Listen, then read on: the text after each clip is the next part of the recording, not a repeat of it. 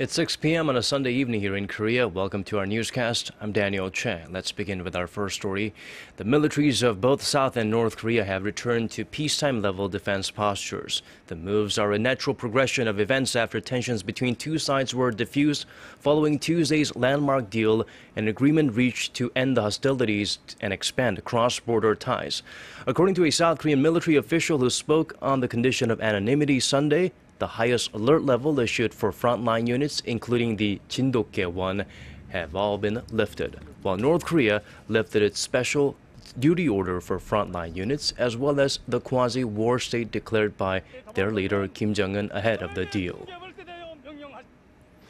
It seems the next round of high-level talks between the two Koreas could center around the unification ministers of both sides. According to South Korean government sources, Seoul feels that discussions surrounding war-separated family reunions and Mount Kumgang tours should involve Hong Yong-pyo, the South's unification minister, and Kim Yang-gun, head of the North's United Front Department of the Korean Workers' Party, responsible for South Korea-related affairs.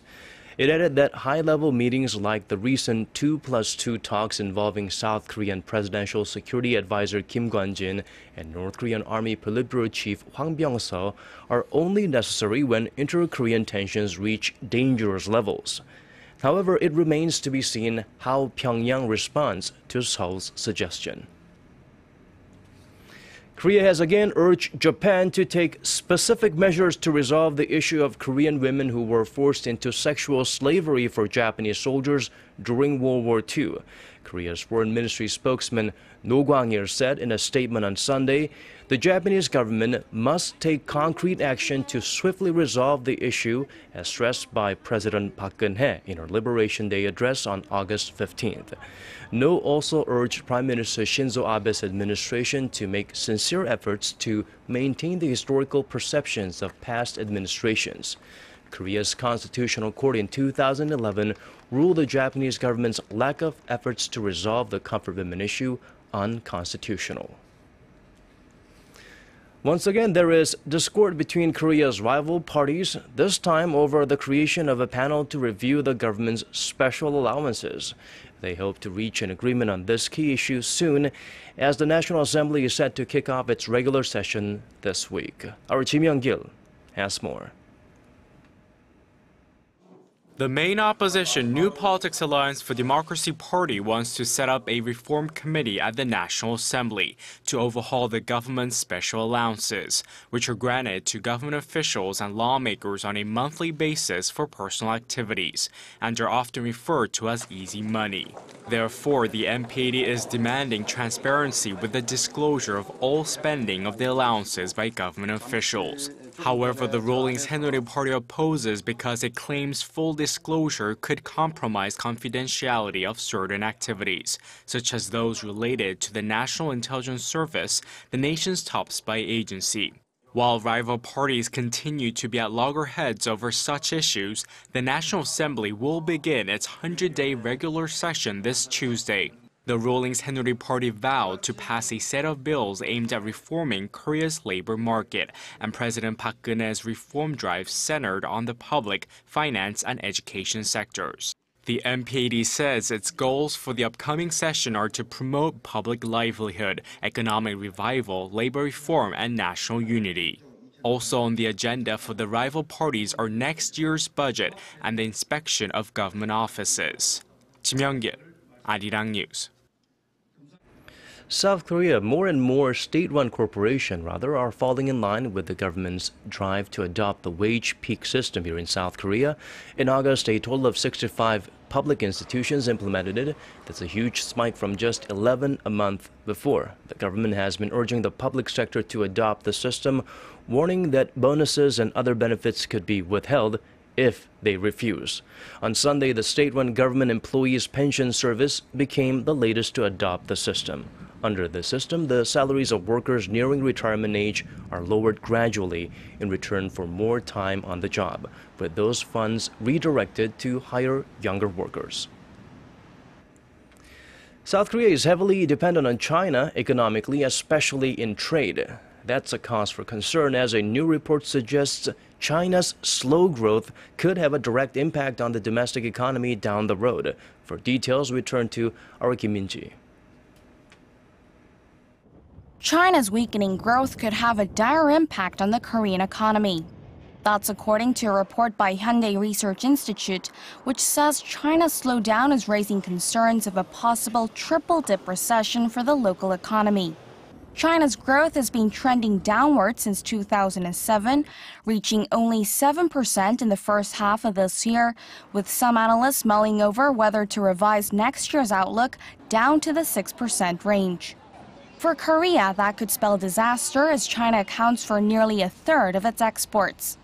The report said that should the growth rate fall below 5%, Korea's exports will fall 4 percentage points, while its economic growth will fall 1 percentage point. If China records growth in the 5% range, Korea's exports will fall 2.2 percentage points and growth 0.6 percentage points.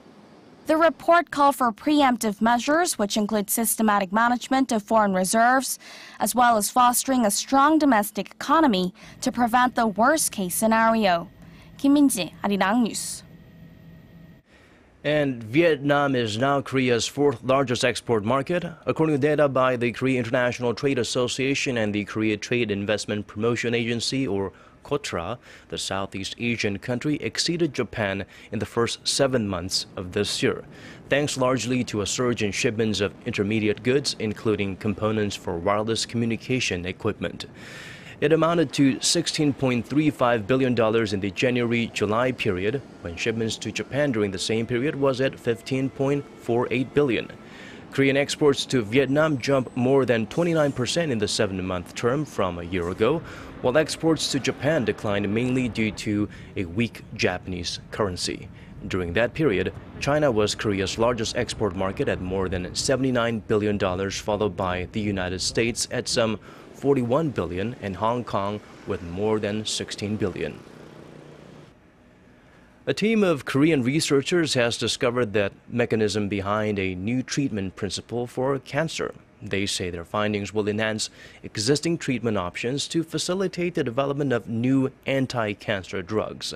Our Park Se-young brings us this story. Immunotherapy helps restore or enhance a cancer patient's immune system. This treatment option is widely used because it doesn't cause pain or nausea. A research team from Korea has now discovered an antibody that generates anti-tumor immunity, taking a step closer to the development of more efficient anti-cancer drugs. When patients are injected with the antibody, it stimulates helper T cells and induces an immune response by enhancing the function of dendritic cells. Researchers tested the antibody on mice with colorectal cancer. After 3 weeks, the treated specimens had their tumors reduced to about 1/5 the size of those that did not receive treatment. The antibody produces outstanding anti-tumor effects, but it's even more effective when used in combination with existing options. We expect our findings to dramatically prolong the lives of cancer patients. The researchers' findings reveal the underlying mechanism of anti-tumor immunity generated by the specific antibody and was published in the journal Nature Medicine earlier this month. The antibody is currently undergoing clinical trials. Park Se-young, Arirang News. In other news, a new report reveals South Korea has the highest suicide rate among the Organization for Economic Cooperation and Development, or OECD, member countries.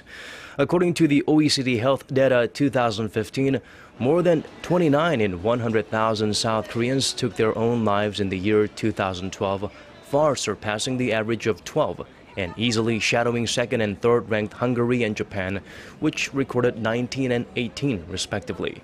The figure represents a sharp increase since the year 2000, while in contrast, that number has been on the decline globally for the past 2 decades.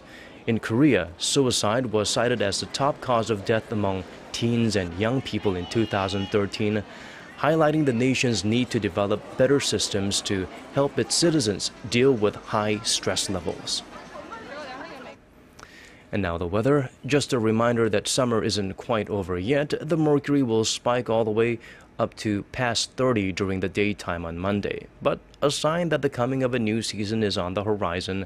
Expect temperatures to dip as the sun sets. If you're in Jeju, be sure to arm yourself with a raincoat or carry an umbrella as heavy showers are in the forecast. And now let's move out of Korea and check out the weather conditions around the world and in your neck of the woods.